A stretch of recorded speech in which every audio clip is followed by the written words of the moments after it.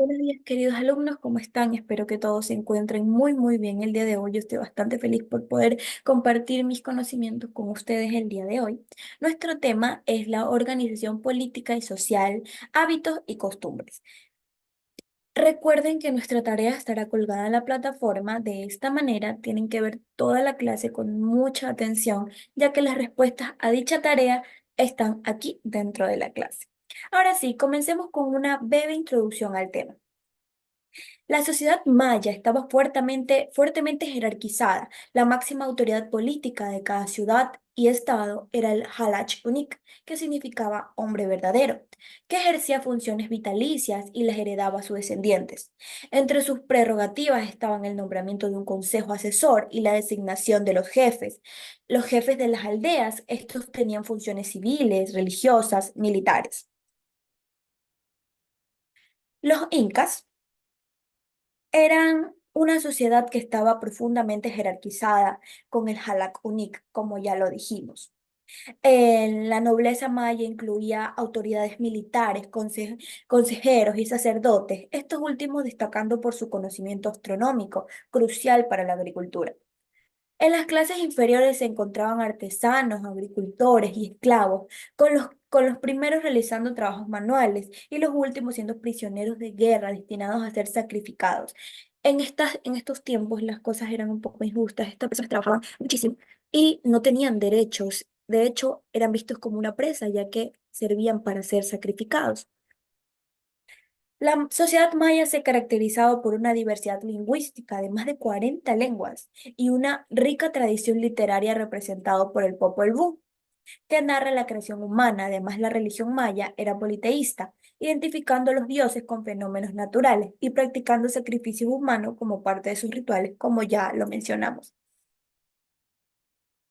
Los pueblos andinos fueron unificados bajo el extenso imperio del Tahuantinsuyo, dirigido políticamente y culturalmente por el Inca, una figura con poderes absolutistas y teocráticos, considerando descendiente y representante al dios Sol. La estructura era una sociedad inca que situaba a la familia real bajo la inca. La familia real estaba el primero y los incas después. Esto lo seguía la nobleza, que incluía funcionarios públicos y jueces. En la base asignada por el Estado, así como construcciones públicas y minas como parte del tributo conocido como mita. Además existían los mitamaes como colonos y los yanaconas como prisioneras de guerra destinados al sacrificio o la esclavitud. En este tiempo, muchos eran considerados como un objeto, como ya les mencioné, muchos eran su única deber, su única trabajo, su única función de vida era ser un sacrificio. En la sociedad azteca, el número fundamental era la familia patriarcal y monógama. Aunque se permitía la poligamia, cada familia recibía una porción de tierras comunales para cultivar y utilizar estas familias.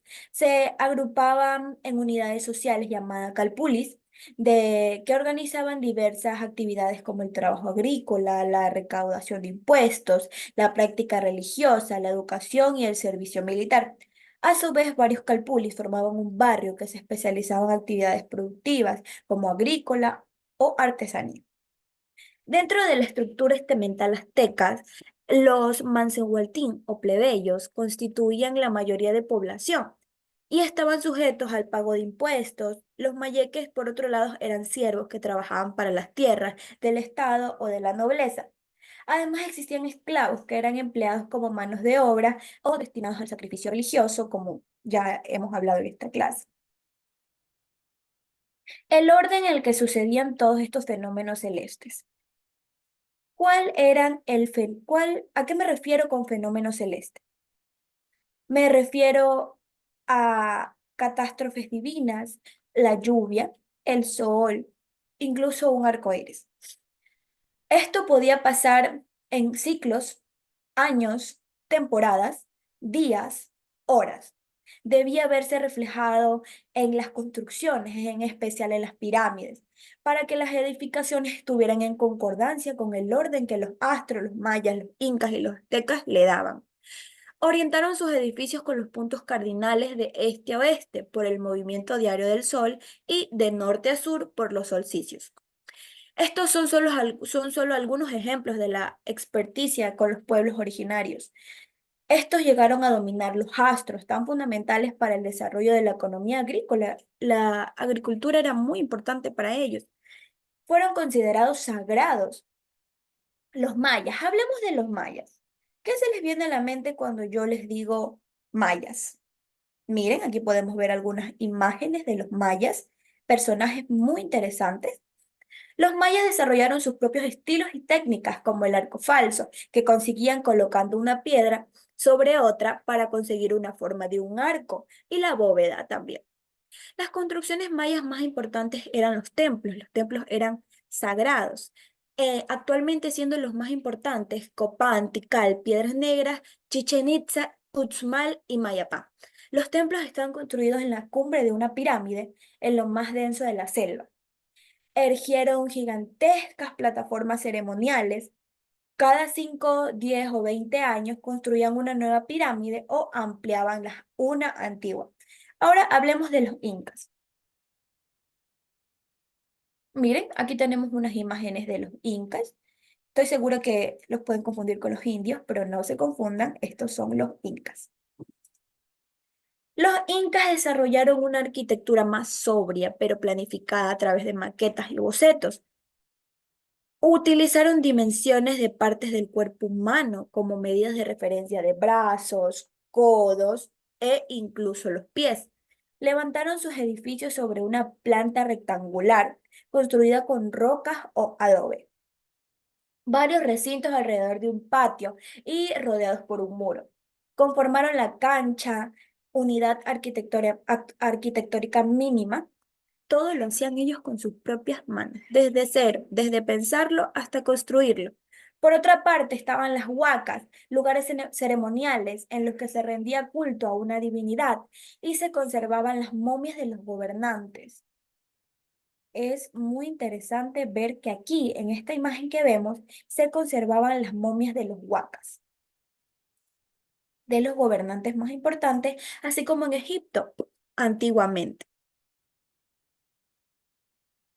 Construyeron fortalezas rodeadas de tres murallas perimetrales, ubicadas en cerros estratégicos con fines militares y de defensa. Esta palabra viene del vocablo quichua, que significa fortaleza. La arquitectura azteca. Esta era similar a la de otras culturas mesoamericanas. Poseía un innato sentido del orden y de la simetría. Ellos eran muy simétricos. Si ustedes se dan cuenta y se ponen a ver fotos, todas sus construcciones van en orden, o van en círculos o van en líneas rectas. Ellos eran muy simétricos. Los diseños geométricos y las líneas extensas, como les explico, eran representaciones de dogmas religiosos y del poder del Estado, que se caracterizó por las pirámides de planta circular con aspecto de remolino. Las más conocidas son la de Calichachuca y la de la estación del metro de Pino Suárez en México. Aún existe aquella obra que se encuentra en México, como lo podemos mencionar. Ahora hablaremos de la organización de las culturas andinas y sus principios muy importantes de organización, el Tahuantinsuyo. La reciprocidad era esencial para mantener el equilibrio. Se manifestaba de dos maneras, asimétrica y simétrica. La simétrica ejemplificaba el Aini y la Minga. Implicaban intercambios mutuos de ayudas entre individuos o la comunidad sin usar una moneda. La asimétrica implicaba trabajo obligatorio para el Estado o colaboración comunitaria con otras figuras públicas. Hablemos del Tahuantinsuyo. ¿Qué era el Tahuantinsuyo? Estoy segura que algunos de ustedes han escuchado sobre el Tahuantinsuyo. Tahuantinsuyo, ¿qué se les viene a la mente cuando yo les digo Tahuantinsuyo? Está bien, si no se les viene nada a la mente, yo les voy a explicar en este momento.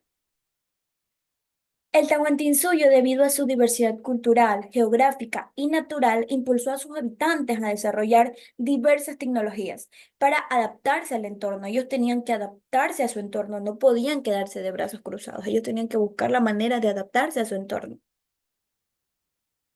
Esto llevó al imperio Inca a ser considerado una cultura más avanzada e incluso se podría decir que la cultura más avanzada de Sudamérica precolombina. Un ejemplo sobresaliente de este desarrollo se encuentra en la capital del Imperio Cusco, en su ciudadela Machu Picchu, que se integró de manera armónica con la naturaleza al estar prácticamente esculpida en una montaña. En estos lugares todos los elementos arquitectónicos y de ingeniería civil se emplearon en perfecta sintonía con el entorno natural. Estamos hablando de Machu Picchu, Perú. Esto quiere decir que si ustedes en algún momento quieren conocer estas obras, tendrían que viajar a Perú. Sería muy interesante. Este tema es muy extenso, pero no es difícil y es muy importante saber todos los temas. Ahora veremos la agricultura, minería y manufactura. La agricultura fue la base de la economía de la civilización inca, la organización del trabajo que procuraba constante mano de obra y una extensa red de caminos permitían mantener abastecido todo el imperio con los más diversos productos. Tenían productos de todo tipo. Los incas cultivaban alrededor de 70 especies de vegetales, incluyendo papa, camote, maíz, ají, algodón, tomate, maní, coca y quinoa. Empleaban diversas técnicas agrícolas como la construcción de terrazas en la sierra para aprovechar las laderas, las laderas que son como escarpadas, que son así como profundas. Eh, los andenes arados de tracción humana, esto significa que estos fueron hechos por humanos, que naturalmente no era así, sino que un humano les cavó, les cavó y les cavó. El uso de fertilizantes como la sardina, utilizaban fertilizantes que era la sardina y el estiércol que ya todos conocemos, pero este estiércol no era un estiércol común, era estiércol de aves marinas. Para las culturas precolombinas como los incas, el oro tenía un significado sagrado y era considerado propiedad de los dioses, no un medio de intercambio comercial, sino que tenía un valor monetario. Según crónicas de conquistadores, el oro se utilizaba con propósitos ceremoniales adornando templos a los gobernantes, quienes eran vistos como representantes de los dioses. El oro se devolvía a la divinidad al decorar los templos y depositarse en las tumbas de los gobernantes. El oro lo guardaban en forma de polvos, en pequeños tubos de caña o se fundían en barras para luego ser enviado a la capital y devuelto a sus dioses. Los minerales se fundían en crisoles de tierra cocida, colocados en altas cumbres y avivados con soplos de canutos de cobre. Los metales, especialmente el oro y la plata, se destinaban a la fabricación de objetos de orfebrería. Por otro lado, la cerámica inca destacó muchísimo por su producción masiva y estandarizada utilizando moldes. Presentaban tonos marrones, sepias y una variedad de colores como morado, anaranjado, blanco, negro y rojo. Las formas preferidas eran las geométricas, con barras, círculos, rombos y triángulos predominantes.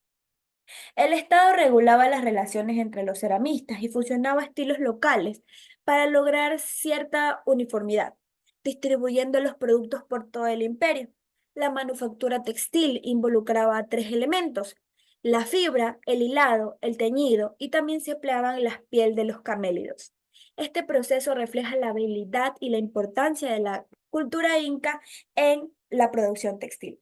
Ahora sí, esto es todo por nuestra clase del día de hoy.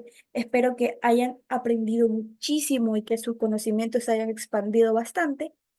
Fue un honor para mí estar hoy en esta clase con ustedes. Espero verlos después. Muchas gracias.